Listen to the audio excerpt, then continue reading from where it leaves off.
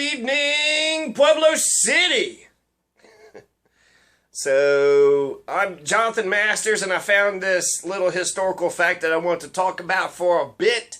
A lot of information here, so I'm going to have to not rant as much.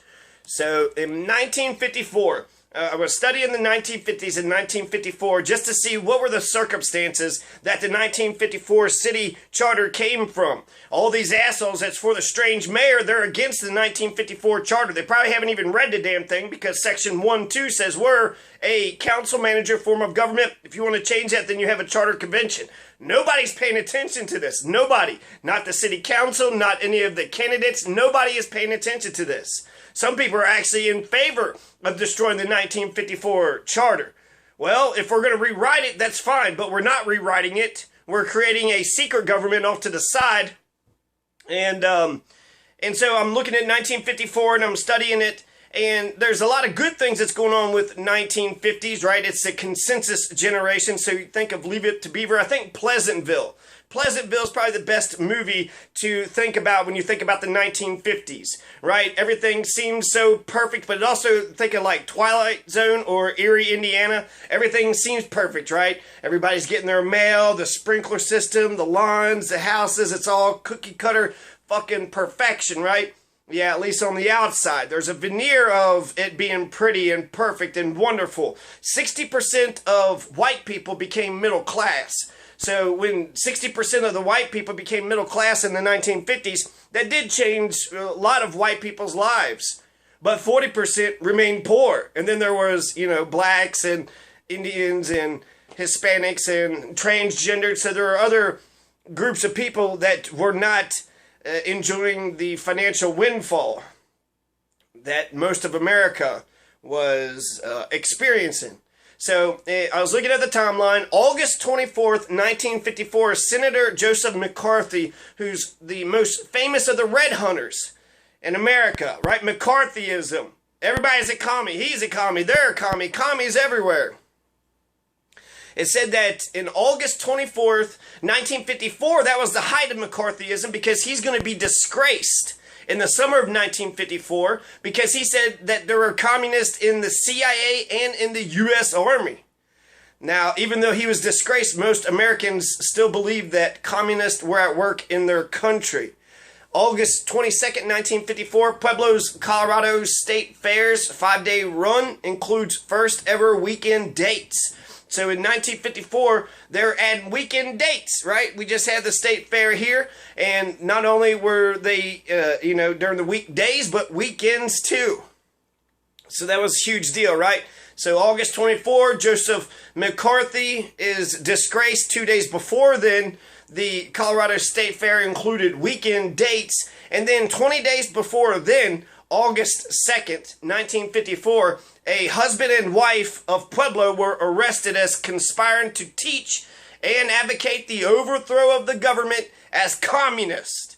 Right? So Joseph William Scherrer, 34-year-old Joseph William Scherrer, was arrested at his home in Pueblo, Colorado. His wife, Maia Scherrer, who's 36 years old, and that's the same age that Marilyn Monroe was when she died. So if America was so great in the 1950s, why did Marilyn Monroe overdose? Why was Marilyn Monroe so sad and depressed? She's the pinup girl, right? She's the symbol for Americanism. She's a Hollywood superstar. She's a national treasure. She's a national sex symbol too. So the number one Hollywood star, national sex symbol, national treasure. She was wealthy. She was beloved. She was adored. And yet, if we're to believe that the Kennedys didn't kill her, she killed herself. So if the 1950s were so fucking great, like Pleasantville, like Leave It to Beaver, this nice pretty veneer, this nice gilded, perfection, then why did Marilyn Monroe kill herself? If the 1950s were so fucking great, why did Marilyn Monroe kill herself? So there's a lot of things going on, right? You had 60% middle class in the U.S. Essentially, they called it the consensus decade because Americans had it figured out. It was right after World War II. We were the winners. We defeated Nazis, and now we were in a Cold War against the Russians. So we were all capitalist. We were all Americans. We were all imperialist. We believed in Christian Sharia law. We added God to the Pledge of Allegiance. We maintained white supremacy through segregation. Segregation was still going on through the 1950s. So 60% of white people got to enjoy the middle class. 40% of poor whites didn't, and no blacks, got to enjoy that windfall. So they were, in the 1950s, we're all capitalists, we're all imperialists, we're all into Christian Sharia law. And the thing with religion, whenever I hear anybody saying that they're religious, there's two things that I think about it. One thing, you're deluded, right? You think something is there that's not there. Do you see, is there somebody else in this room besides me? Is there somebody else here? I mean, my God. Maybe, Caesar Borgia? You think this Caesar Borgia is going to save everybody? Caesar Borgia is going to save everybody. So one, you're deluded. You believe in shit that's not there. What else do you believe that's not there? You just make up shit. Oh, look, I believe that. I believe that. You just make up shit, right?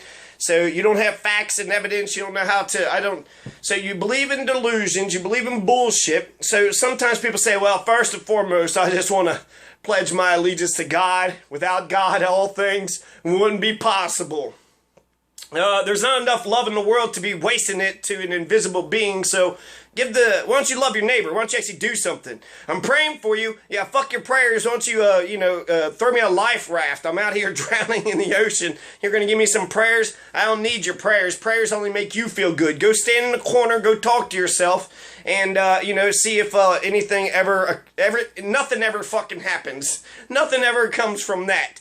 And the only thing that could come from that is you'll convince yourself that it's all bullshit and maybe you should just stand and, So, I think that you're deluded. And then the death, when you look at death, when you're a Christian, right, your mother dies, your aunt dies, your grandmother dies. Well, she went to heaven. She's in a better place, right? So you're happy. You're so happy when death happens because they get to go to the promised land. Well, I'm sad. That's the difference between me and Christians. I'm sad when people die. I don't think it's a great thing. I don't think they went to paradise. I think they died and that's it. So I look at death much different. It's not the day that I go to paradise. That's the day my life ceases to end. So if a friend of mine dies, I'm sad about that. I'm not happy that they went to, heaven or whatever fucking bullshit you want to whatever hullabaloo, voodoo hullabaloo you want to believe. I'm not happy about that. They're dead and they're never coming back. And that's fucking sad, and there's no closure. I never feel good about it because, they were here, now they're not. I wish they were still here, but they're not. And that sucks. And I think that's more honest. This is my life here. This is the life I'm going to lead here. I'm not going to wait till after. And you know what? People that talk that shit, they speak out both into their mouth. They just say that God shit and then they do as the fuck as they want. Of course they want happiness. Of course they're, just pray, right? But the plane is going down, so let's just all pray. Now let's get a fucking pilot. You got cancer, why don't we just pray? There's a person shooting up the neighborhood, let's just pray. Get the fuck out of here. They're not that stupid. They're only that stupid when it comes to your problems. Their fucking problems, they're like, oh no, we use logic when it comes to this. We don't use any religion. No, religion is dumb. We're not going to do that, but we'll make you feel dumb about not being religious the whole time. Yeah, atheists are the only ones that can bridge the gap between all this fucking Judaism, Muslim, Christian, religious bullshit. Fuck religion. Religion is definitely the opiate of the masses. Okay, so there's white supremacy, there's imperialism, we're the captains of the entire world, we're the empire, we're capitalist, right? Fuck commies, fuck communists, and fuck all these, right? There's only two economic systems in the world. And while I'm not a communist, the reason why I think the conversation is important is because when you consider the two, one is individualism, we all do as the fuck as we please, and then that's our system, right? We all just fight like, dogs, dog eat dog, we all just fight amongst each other, and that's why there's homeless, right? If there's homeless people, that means you're doing better than them. So congratulations, you're not on the bottom of the class system. You're actually a little bit above other people. So 1954 was when Brown versus the Board of Education was passed. That's when the white supremacist dictatorship dam had just broke. So it's just now breaking. People are just now questioning it. 60% of whites are middle class in 1950. But how vapid, how empty. If Marilyn was killed, you know, then she killed herself. If she wasn't killed, then she killed herself. I already mentioned that, but if it was so great, if the 1950s are so great, right? She killed herself in the 60s, but she just come out of the 50s, right? She was in 54. She went and performed for the troops. She just married Joe DiMaggio. She was starring in The 7-Year Itch. 1954 was the height of her popularity. 1954 was when she had that, you know, standing over a subway grate with the air coming up from the subway and blowing her dress all over the place, right? So Marilyn Monroe's upskirt moment, her iconic upskirt moment. And man, it's so hot. Okay. So that's the general idea of the 50s. Okay, the 50s is we're the new empire, but we're the good guys, so we need to make sure that we make sure democracy is safe for the entire world. We're defending democratic capitalism, liberal capitalism, which could be a contradiction of terms there, but apparently that's the Washington consensus. Yeah, we're all a bunch of capitalist Democrats. We all believe in democracy, and we believe in freedom, and we believe in capitalism, and corporations can do as the fuck as they please. So there's a lot of shit. The segregation is really big bullshit, right? It was the Communist Party that was speaking up for black people. Segregation was, you know, despicable. It was disgraceful. Another disgraceful thing about Dwight D. Eisenhower was his Operation Wetback program, where he sent millions of immigrants back to Mexico. Operation Wetback. Oh, okay, Dwight David Eisenhower. Sounds a little fucking racist there. Operation Wetback. Wetback. Because they're sweating and they're outside. They're outside in the fields sweating. It's like redneck. Wetback and rednecks. Rednecks and wetbacks should get along with one another, because both of them are being disparaged for working outside. You work outside, then that's a bad thing? That's not a bad thing. But apparently in capitalism, only the managers and the bosses get any damn respect, but the workers. So that's shit, you know. Russia, they've been organizing themselves not just around families, but around Soviets. So working groups of people have been getting together and organizing their communities. Working class people. So, you know, I've heard that in Russia you could just walk down anywhere, down the road, and every single person has a shop that you can construct a radio. You can make your own radio, and you can listen to what's going on. Well, that's interesting, that's exciting, that's building connections. We don't have anything like that in America. Nothing like that in America. Radios, I mean, it's whatever you can get. So, there's no real, I remember somebody was criticizing the Afghanistan people, saying they're so tribalistic and there was no community there. This tribalistic here. So he had a program, Operation Wetback. Segregation was fucking bullshit. And also going after communists and communist sympathizers. So Trump is a Confederate sympathizer, right? So he's bragging, well, I denounced the Nazis, I denounced the KKK, I got them all. No, KKK and Nazis are not the only two hate groups out there. But the biggest one you missed was the Confederacy. Fuck the Confederates. They're the biggest terrorists who fought against this government. So fuck the Confederacy, but he didn't say that. He forgot to shit on the Confederates, right? So he's a Confederate sympathizer. That's okay. You can sympathize with a nation that tried to overthrow the United States government, but not communist. Communists are the biggest fucking enemies ever, right?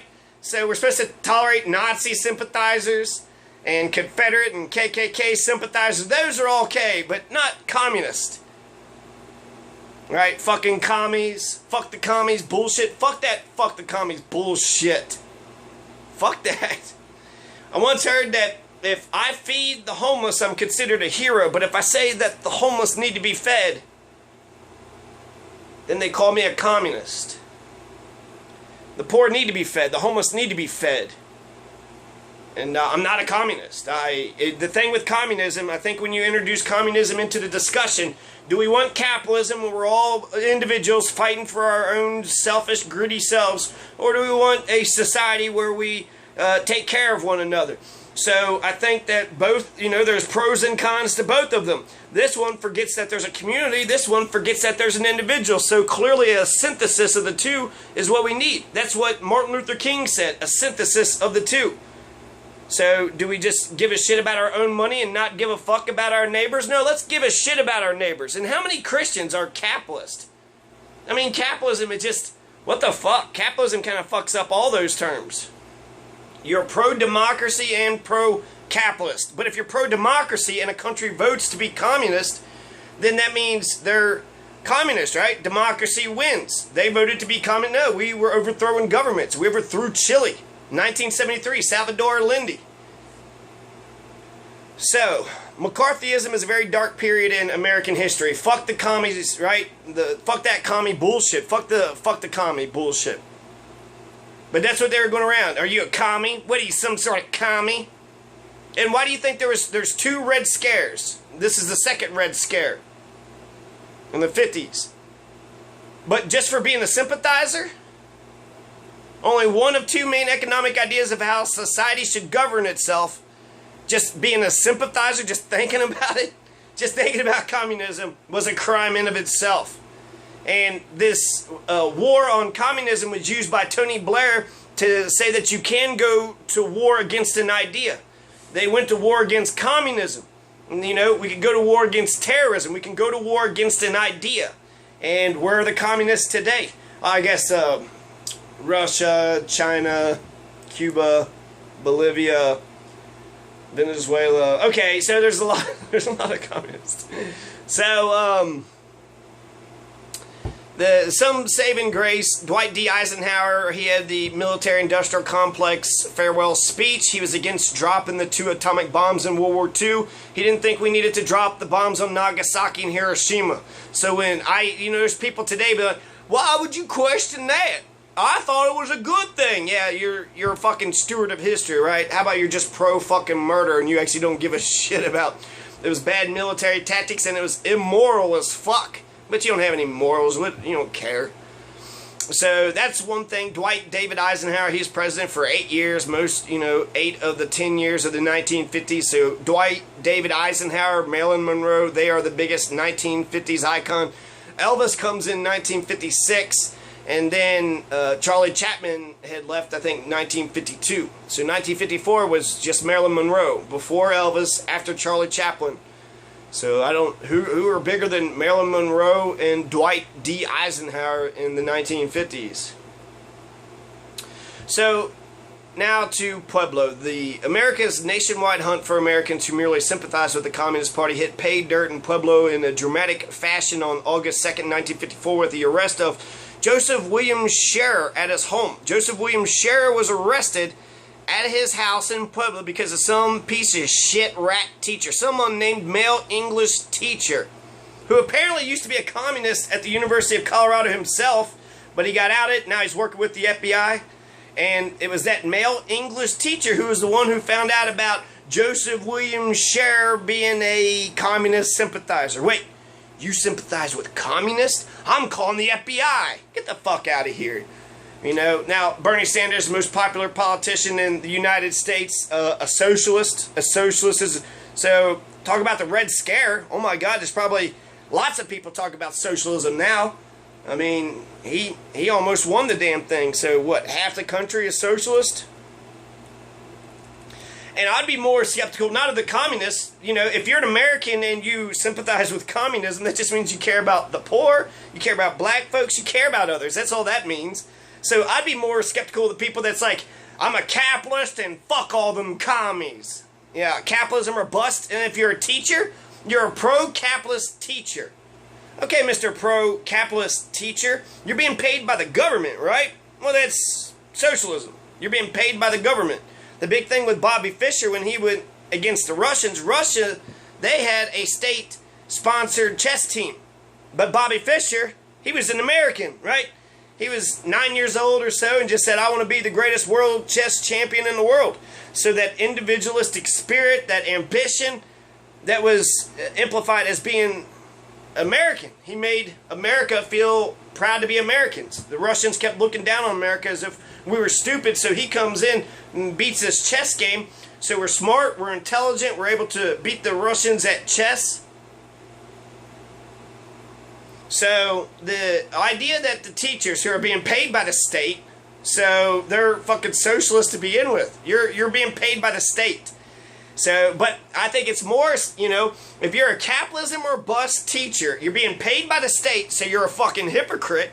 And at the same time, while you're taking taxpayer money and teaching your bullshit, imposing your bullshit worldview philosophy on those poor, unsuspecting children,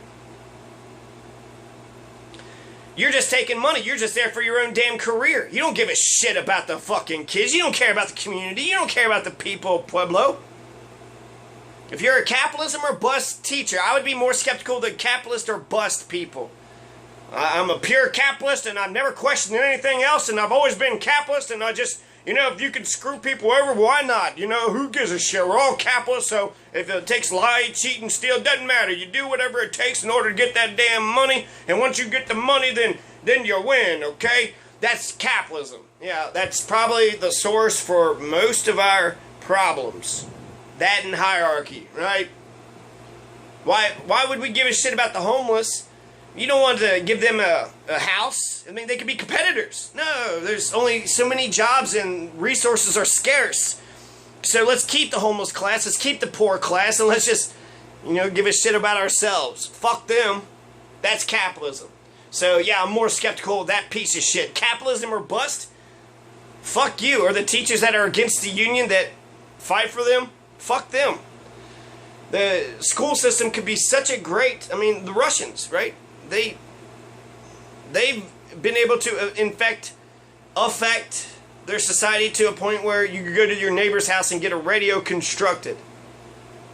Where the fuck, you can't get a radio constructed? Maybe you could buy some, if you're able to find $5, buy a cheap ass radio. But you don't learn, you don't build any relationships, you don't learn how radios work. Okay. So, at the end of the school year, the Pueblo School Board fired that unnamed rat teacher for poor performance. So, that's what they said. I don't even know. This guy's working for the FBI, is being paid by the FBI, is being paid to be a teacher. They say that he was a communist at the University of Colorado. Maybe that was just some bullshit he used to, you know, infiltrate the communists of Pueblo. So we gotta be skeptical of our teachers, and then he's getting twice the pay. And then where the fuck did he go? They don't even say who the fuck this guy was. This fucking rat that fucked over, you know, Joseph William Scherrer just for giving a shit. Eventually they fired that unnamed rat teacher, they said, for poor performance. Yeah, or maybe he's an FBI agent, so he's like, well, I'm gonna go do my real job, you know. So he didn't give a shit about educating the kids. Joseph Scherrer, nor Maia Turchin, Joseph nor his wife Maia, they didn't commit any violent crimes. They only talked about stuff. Their arrest, capture, imprisonment, trial, that's the crimes that were committed. So Joseph William Scherrer, apparently they said that he was an organizer for the Boulder, Colorado area. Joseph William Scherrer was also the main communist organizer for the Pueblo region as well. Joseph attended meetings. He attended and taught in educationals. Maia Scherrer, his wife, began her party activities in New York. 7 Reds arrested by the FBI. The FBI has seized 2 more alleged top communists in a 24-hour roundup that has netted 7 arrests. FBI is bragging that they captured 3 top-level underground chiefs. Oh yeah, J. Edgar Hoover, 3 top-level, huh? Underground chiefs. 4 others were arrested in Denver on Sunday. The FBI arrested Arthur Berry, 42, his wife Anna, 29, Harold Zeppelin / Zeppelinski, 28, Louis M. Johnson, 34. Almost simultaneously, Mrs. Patricia J. Blau, 42, was arrested at her Los Angeles home. All 7 were arraigned before U.S. commissioners on charges of violating the Smith Act, which makes it a crime to advocate forcible overthrow of the government. The 6 arrested in Colorado were allowed individual $100,000 bonds by U.S. Commissioner Joseph Neff, some white-collared mafia piece of shit. Who the fuck is Joseph Neff? You don't know. You didn't even know about Joseph William Scherrer. Come on. So, fuck you, Joseph Neff, right? 6 were held in the Denver County Jail. Patricia Julia Blau is in Los Angeles County Jail in lieu of a $20,000 bail. Actually, our two folks, I read one report. I mean, I don't know what happened to these folks, but Joseph William Scherrer and Maia, so Joseph and Maia, they were bonded out for $5,000, so they actually got out. The other ones had $100,000 bonds, and in Los Angeles, Patricia had a $20,000 bail. So apparently they said that these 7 Communist Party leaders arrested by the FBI in Denver, Pueblo, and Los Angeles were linked yesterday with 11 communists who are convicted in New York of conspiring to overthrow the government. On one occasion, Joseph William Scherrer said to a group that the transition from capitalism to socialism could not be affected by a slow change and could only be affected by a revolution. Uh-oh. Another occasion, he stated to a group that workers in the United States could relieve their oppression just as the workers in Russia did, by revolution. Uh-oh. On a different occasion, Joseph William Scherrer stated to a group that Negroes should have the right to govern themselves, make their own laws, and have complete autonomy as the people of the Ukraine did. Uh-oh. He gives a shit about black people. Uh-oh. On another occasion, Joseph William Scherrer stated how Negroes in the South could protect themselves with arms and face terrible odds against them, and that people anywhere could protect themselves at any time against terrific odds by taking up arms and using force. Common sense. Uh-oh. So he's talking about Russia, the workers in Russia, they got their freedom, So he's speaking about history. Is that the problem here? And then this is FBI reports, okay? So, and still on another occasion, Joseph William Scherrer said that workers in Bessemer, Alabama had some pitched battles, that a local leader was successful in using firearms, that the communists could get in power in Pueblo through the Union, and that they could have their labor difficulties and then do the same as was done in Bessemer, Alabama. Oh, so that's how the communists they're going to infiltrate the Union, and then they are going to take over. So the FBI infiltrates the communists, and they're going to take over. So I skimmed over the lawsuit by the government. It's a weak lawsuit. They were just talking about this and that. Like Bernie Sanders talked about electoral revolution, but never did anything to anybody. The Puebloan couple, Joseph William Scherrer, 34, his wife Maia Scherrer, 36, they weren't communists because they hated America. They were communists because they loved the poor, which America had plenty of, including 40% whites. And they loved black people. They loved justice. They cared about people. So I think the most dramatic crime that happened involving Joseph William Scherrer and his wife Maia was how Joseph Neff, the U.S. Commissioner, and J. Edgar Hoover fucked him over. How they arrested him and fucked him over. Their brouhaha, them being arrested and tried, that's a crime. So here's one FBI note. At meetings and educationals, Marxism-Leninism was expounded, taught and studied as the preferred form of government, and in connection therewith certain well-recognized literature expounding such viewpoint was used. Meetings were held in secret. Sometimes curtains were drawn. Sometimes voices were lowered at meetings. Voices were lowered at meetings. Sometimes fictitious names were used at meetings. Sometimes those attending went to and from meetings in small numbers as a means of avoiding notice or detection. And in some instances, aliases were used in dealing with outsiders. I wonder. It's almost like they were worried that the FBI were studying them and watching them. So, is that a crime? You're allowed to meet up in secret? That's like they drew the curtains. Who doesn't draw the curtains? Sometimes voices were lowered. There's secret meetings that happen in the courthouse. The county and city government of Pueblo have secret meetings all the time.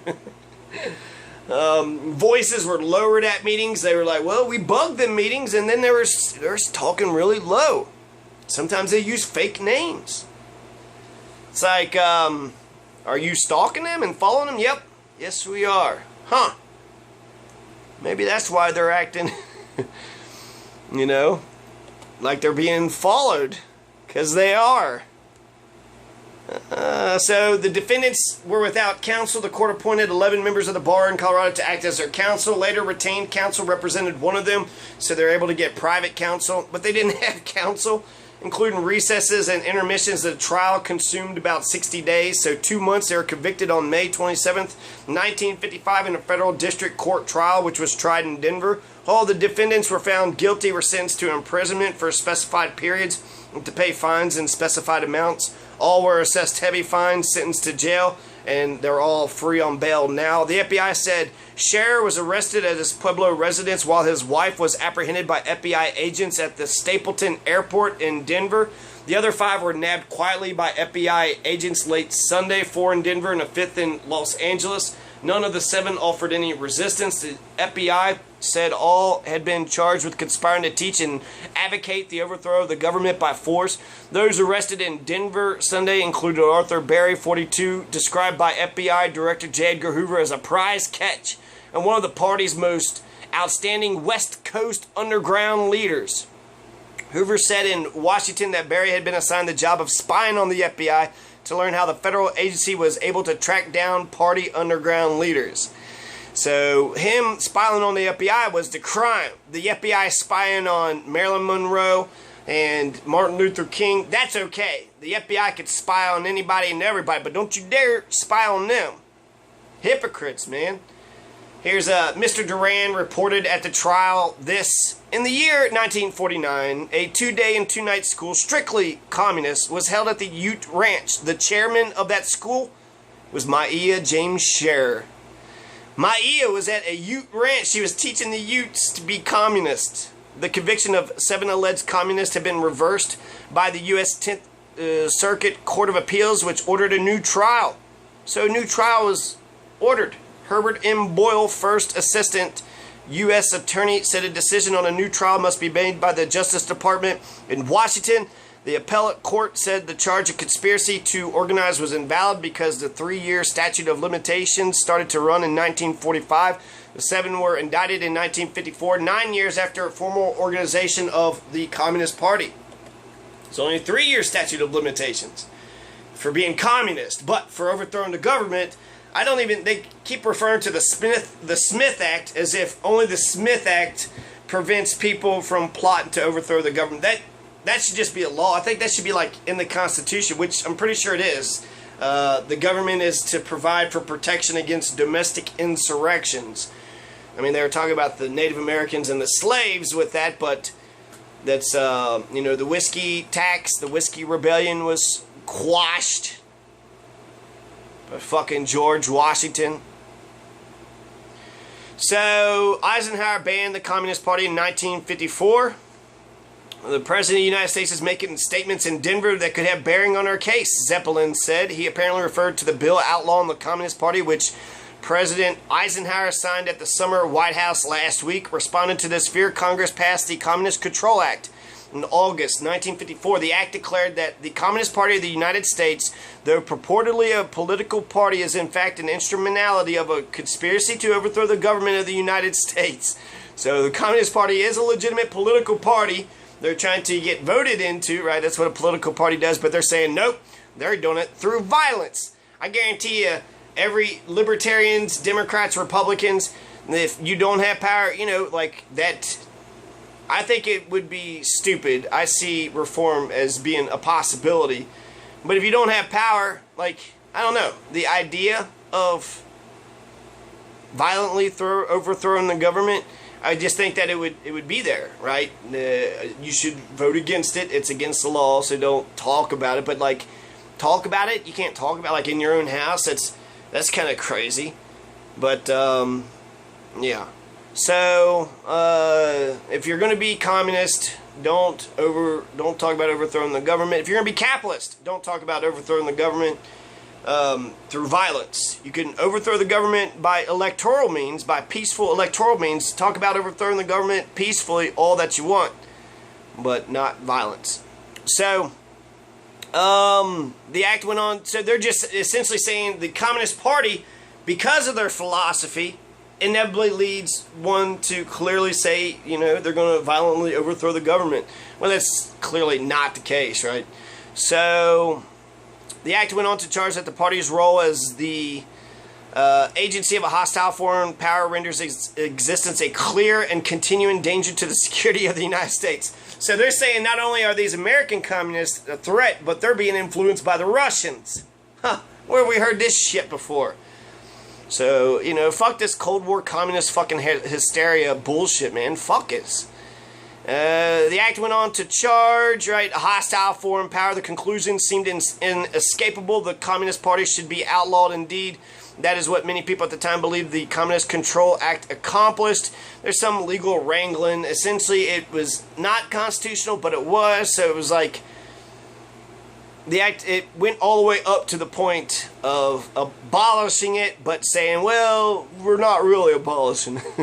The act made membership to the Communist Party a criminal act and stipulated that all party members would be sanctioned with up to a $10,000 fine or imprisonment for 5 years or both. Additionally, according to the third section, the Communist Party would be deprived of the rights, privileges, and immunities of a legal body.